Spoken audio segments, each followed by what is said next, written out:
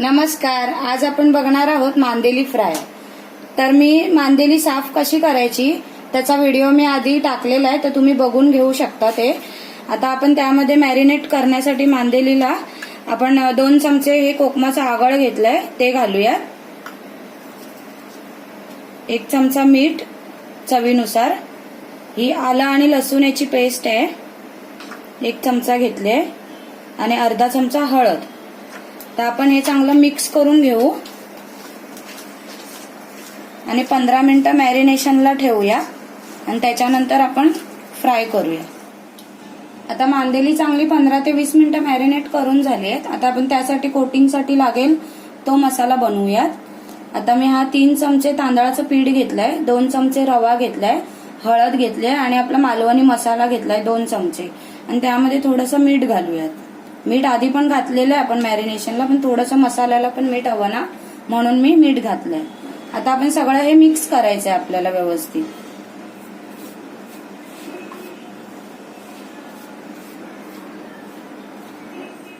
आता हा मसाला पण चांगला मिक्स करून झालाय.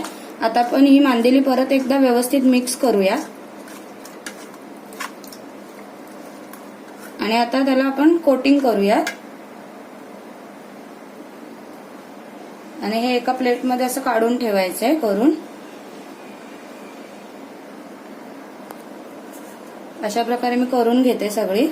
अशा प्रकारे सगळ्या मांदेलीला मी मसाला लावून घेतलाय. आता आपण त्यांना शालो फ्राय करूया. आता मी पॅन मध्ये तेल तापत ठेवलंय. हे बघा, हे असं सगळीकडे पसरवायचं आणि आता आपण मांदेली सोडूयात त्यामध्ये.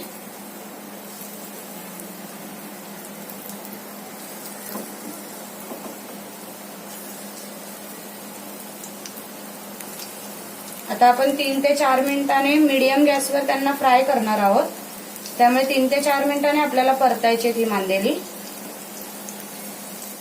आता 3 ते 4 मिनिटं झाली आहेत. आता आपण त्यांना परतून घेऊया. हे बघा कशी खरपूस भाजली आहे. अशा प्रकारे मी सगळी आता अशी परतून घेते. आता ही परतून झाली आहे. आता मी परत थोडंसं तेल घालते साईडने आणि परत 3 ते 4 मिनिटं चांगली भाजून घ्यायच्यात आपल्याला मीडियम गॅसवरती. आता 3 ते 4 मिनिटांनी मी परत परतून घेते. बघा कशी चांगली भाजली आहेत व्यवस्थित. आहे बघा. आता आपल्याला परतायची पण गरज नाही, आतमधून पण चांगली शिजली गेली आहे, कुरकुरीत झालेत मस्त.